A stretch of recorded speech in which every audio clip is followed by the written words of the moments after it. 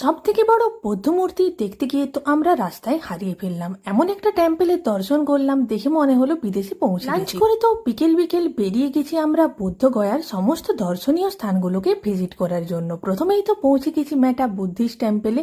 এখানকার টেম্পেলের সৌন্দর্যটাই তো আলাদা ছিল, প্রচণ্ডই কিন্তু দারুণ একটা ভাইব দিচ্ছিল। দেখে মনে হচ্ছিল আমরা দেশে নয় বিদেশের মাটিতে পৌঁছে গেছি। সেখান থেকে বেরিয়েই তো আমার চলে গেলাম কর্মা বুদ্ধিস্ট টেম্পেলে। এই টেম্পেলের সৌন্দর্য আলাদাই কিন্তু ছিল। এখানকার যে সমস্ত কালচার ছিল সমস্তটা কিন্তু আমরা সেখান থেকে দেখলাম। তারপরে আমরা তার পাশেই কিন্তু আরও একটা টেম্পেল রয়েছে বুদ্ধ টেম্পেলে, সেখানেও কিন্তু গিয়ে সমস্ত কিছুটা দর্শন করে নিয়ে পৌঁছে গেলাম সব থেকে বড় প্রায় 64 ফুটের বুদ্ধ মূর্তি দর্শন করার জন্য। আমরা তো এতটাই বেশি এক্সাইটেড ছিলাম যে রাস্তা ভুল করে তো অন্য জায়গাতে পৌঁছে গেছিলাম, কিন্তু ফাইনালি তো আমরা বৌদ্ধ মূর্তির কাছেও চলে এসেছি। সমস্তটাকে ভালোভাবে দর্শন করলেও অনেক কিছু জায়গা তো আমরা ঘুরতেই পেলাম না সময়ের কারণে।